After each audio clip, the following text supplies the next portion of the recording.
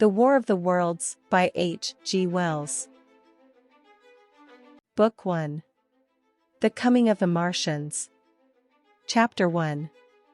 The Eve of the War.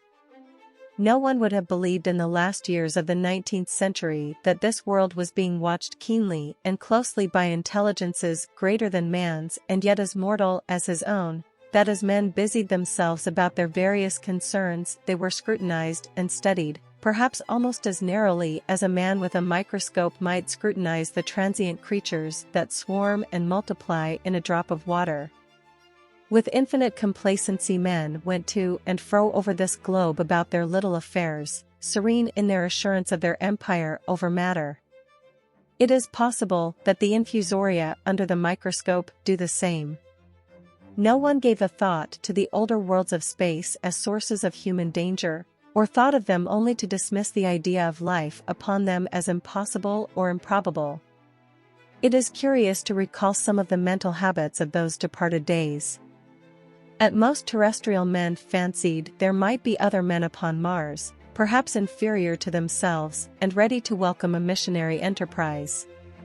Yet across the gulf of space, minds that are to our minds as ours are to those of the beasts that perish, intellects vast and cool and unsympathetic, regarded this earth with envious eyes, and slowly and surely drew their plans against us.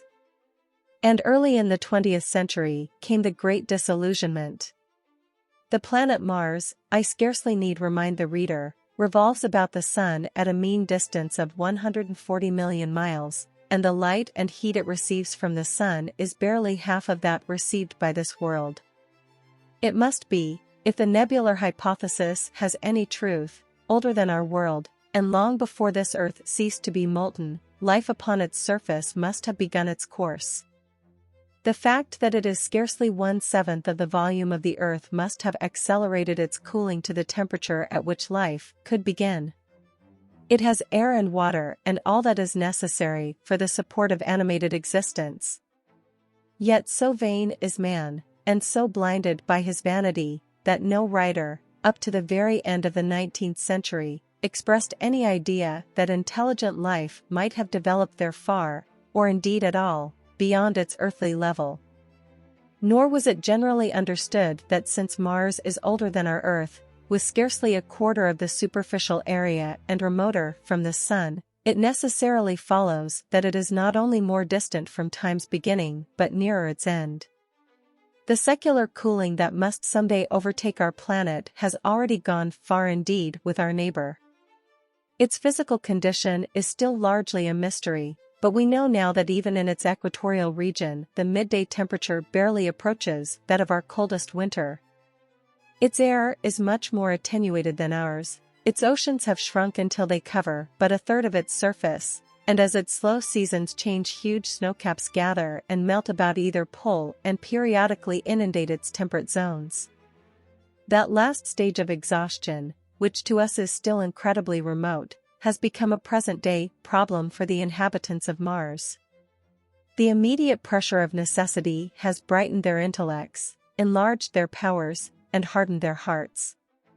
And looking across space with instruments, and intelligences such as we have scarcely dreamed of, they see, at its nearest distance only 35 million of miles sunward of them, a morning star of hope, our own warmer planet, green with vegetation and gray with water, with a cloudy atmosphere eloquent of fertility, with glimpses through its drifting cloud wisps of broad stretches of populous country and narrow, navy-crowded seas.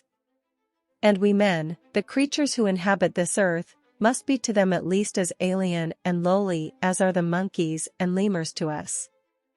The intellectual side of man already admits that life is an incessant struggle for existence, and it would seem that this too is the belief of the minds upon Mars.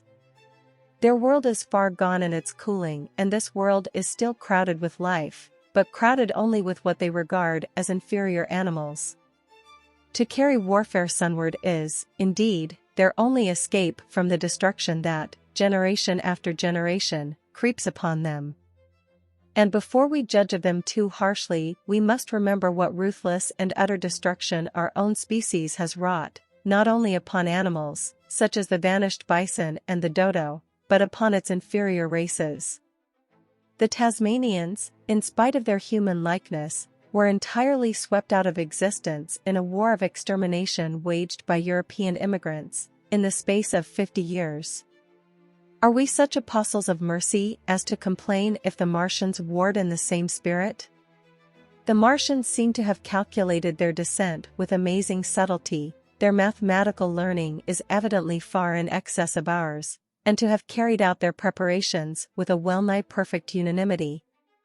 Had our instruments permitted it, we might have seen the gathering trouble far back in the 19th century. Men like Schiaparelli watched the red planet. It is odd, by the by, that for countless centuries Mars has been the star of war, but failed to interpret the fluctuating appearances of the markings they mapped so well. All that time the Martians must have been getting ready. During the opposition of 1894 a great light was seen on the illuminated part of the disk, first at the Lick Observatory, then by Pearson of Nice, and then by other observers.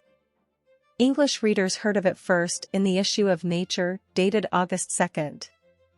I am inclined to think that this blaze may have been the casting of the huge gun, in the vast pit sunk into their planet, from which their shots were fired at us.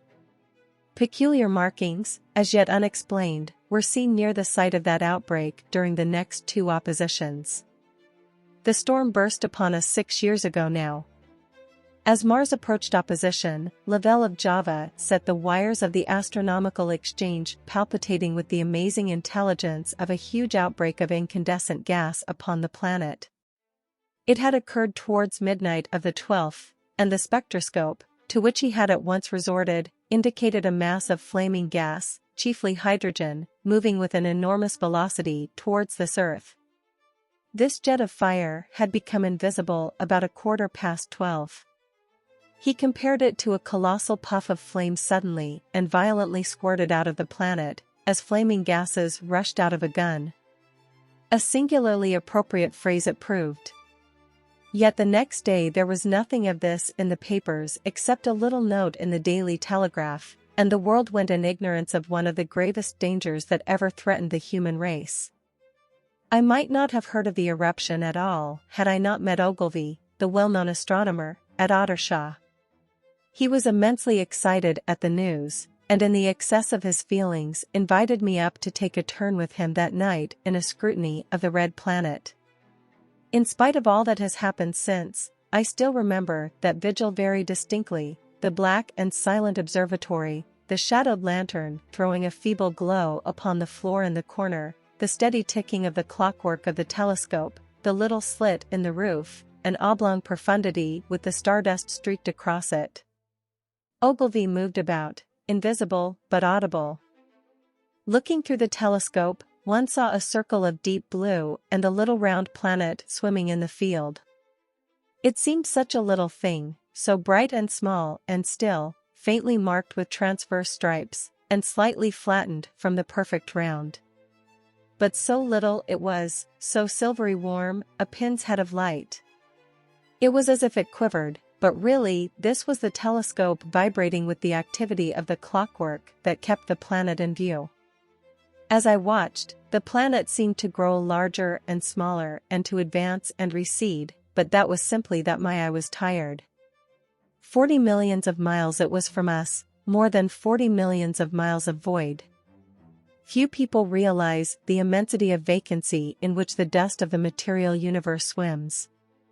Near it in the field, I remember, were 3 faint points of light, 3 telescopic stars infinitely remote, and all around it was the unfathomable darkness of empty space. You know how that blackness looks on a frosty starlight night. In a telescope it seems far profounder. And invisible to me because it was so remote and small, flying swiftly and steadily towards me across that incredible distance, drawing nearer every minute by so many thousands of miles, came the thing they were sending us, the thing that was to bring so much struggle and calamity and death to the earth. I never dreamed of it then as I watched, no one on earth dreamed of that unerring missile. That night, too, there was another jetting out of gas from the distant planet. I saw it. A reddish flash at the edge, the slightest projection of the outline just as the chronometer struck midnight, and at that I told Ogilvy and he took my place. The night was warm and I was thirsty, and I went stretching my legs clumsily and feeling my way in the darkness, to the little table where the siphon stood, while Ogilvy exclaimed at the streamer of gas that came out towards us. That night another invisible missile started on its way to the Earth from Mars, just a second or so under 24 hours after the first one. I remember how I sat on the table there in the blackness, with patches of green and crimson swimming before my eyes.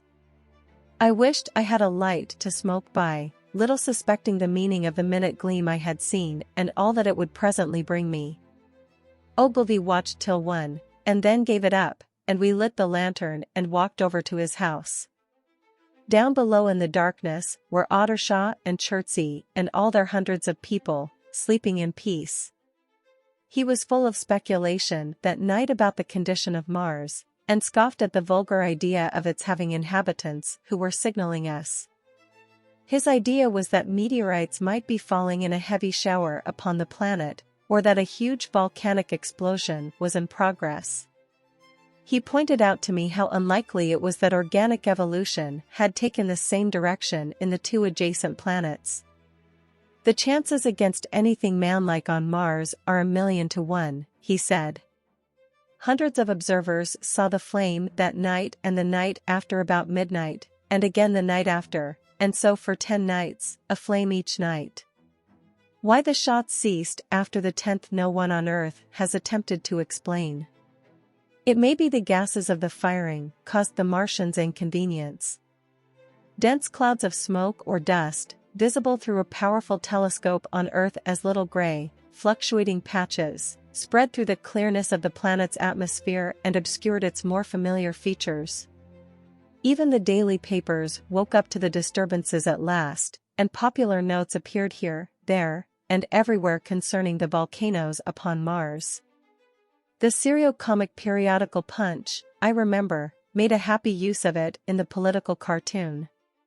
And, all unsuspected, those missiles the Martians had fired at us drew earthward, rushing now at a pace of many miles a second through the empty gulf of space, hour by hour and day by day, nearer and nearer.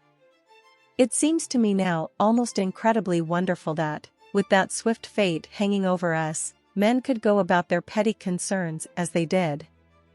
I remember how jubilant Markham was at securing a new photograph of the planet for the illustrated paper he edited in those days. People in these latter times scarcely realize the abundance and enterprise of our 19th century papers.